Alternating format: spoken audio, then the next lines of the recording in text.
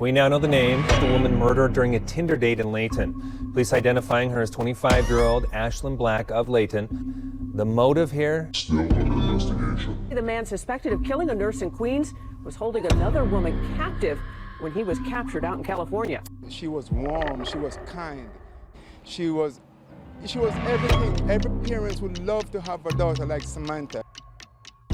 So today we are going to be talking about the dark side of Tinder.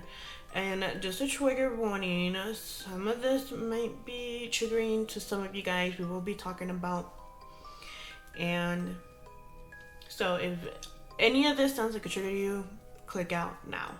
Tinder has reinvented the way people connect.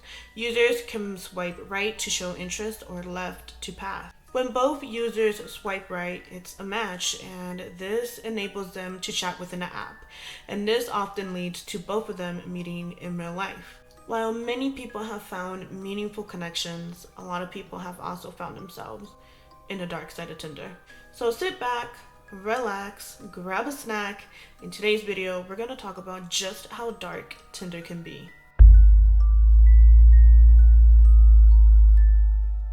On the 24th of May, 2020, Loeylane Police Dispatch received a 911 call in Utah. The call was made by 24-year-old Ethan Robert Hunsaker at 3:20 a.m. We have a male on the line saying he wants to die and that he killed someone. He doesn't know who he has killed, but that it occurred at that address. The suspect wants us to shoot him. Blood on the floor, looks unconscious, not moving. He killed her. Hunsaker called police early Sunday morning to say he had killed someone inside of his home. This is near 1300 North Reed Avenue. When officers arrived, they found Black with multiple stab wounds.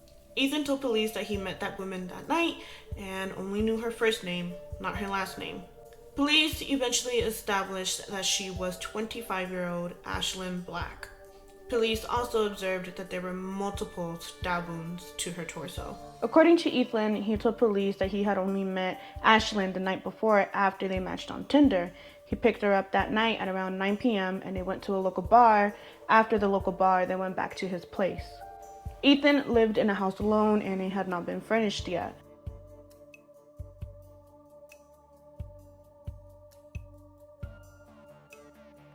Ethan also told police that the date was normal and it went well, they got along, yet for some inexplicable reason, he decided to kill her. According to Ethan, he began to choke Ashlyn, and I quote, for as hard as he could for 1 minute, unquote. Ashlyn woke up and fought for her life. She tried to get him to stop and tried to pull his arms away from her neck.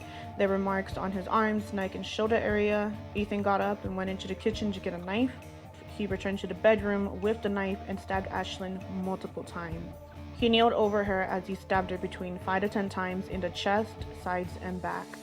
Ethan then waited 10 minutes before he even decided to call 911. He told police he was diagnosed with mental illnesses and struggled with daily thoughts of homicidal actions. And apparently suicide, he was still charged with murder. Ashlyn was a much-loved daughter and friend, and her co-workers adored her and were devastated by her murder. Ashlyn liked to spend her free time camping and shopping for vintage clothing. She cared for special needs children and even plans to adopt a child with Down syndrome. While Ashlyn was making plans for her future, Ethan's life was spiraling out of control. Apparently, Ethan worked at a concrete and asphalt company and seemed like a good worker up until his personal circumstances at home began to change. He broke up with the mother of his daughter and he became withdrawn. His work suffered a lot. He missed a lot of days and would arrive late, and within a few months, he lost his job due to an altercation with a female coworker. He made dark comments and his coworkers reported that he would make comments about harming women. In 2018, a 27-year-old man named Danueal Drayton would use dating apps such as Tinder, Plenty of Fish to lure women into dangerous situations. So Drayton, who lived in New Haven, Connecticut, killed 29-year-old Samantha Stewart. They met on Tinder, met up on July 16th, and they hung out at her place, and unfortunately, that is where he took her life. Samantha, a nurse, was this super kind and always smiling person. Now, there aren't a lot of details about this case for some reason, but we will dive into what we do know. Before Drayton did the unthinkable to Samantha, he had already been up to no good on dating apps.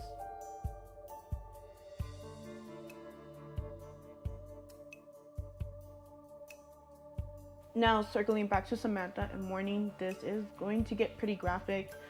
After he killed her, he decided to have intercourse with her body. He then wrapped her up in a blanket and stole her credit cards, and he took off in a white van to JFK Airport. There at the airport, he purchased a ticket to LA using her cards. And you guys, her family described exactly how he left her, and it is so disturbing. I can't even imagine walking into something like that. My entire world would shatter in seconds. They said her teeth were knocked out and her tongue was hanging from her mouth. The cops were able to track him down. They tracked him down in a North Hollywood hotel, and when they busted into his room, they saw that he already had another girl being held hostage. Samantha's father outraged that police already had Drayton in custody earlier this month for choking his girlfriend, but he was released without bond. 12 days later, Drayton killed his daughter. How could they release a monster? A monster like that to be roaming the streets, so dangerous. The paper reporting that cops in New York found Drayton's car at JFK Airport and were able to track him to LA, likely saving this North Hollywood woman's life. But Drayton has reportedly admitted to 6 more murders in New York, Connecticut, and California. Police now checking to see if they really happened. He got a 25 years to life sentence, no bail. That's it for today's video, you guys. I hope you guys enjoyed this. And if you guys take away anything from this video, it's to be very, very safe on the internet. You never know who you're talking to. And if you do decide to meet up with a stranger on the internet, please do not go alone. I recommend meeting up somewhere public where there's a lot of people. You just never know who you're meeting up with. But yeah, if you guys like videos like this, don't forget to subscribe. I plan on uploading more videos like this. Go ahead and check out my playlist. If you guys would like to support me, I do sell stickers on Etsy. I designed these stickers myself. I think they're really cute. I will have my link right up here. But yeah, that's it for today's video, and I'll see you guys on my next one. Bye guys.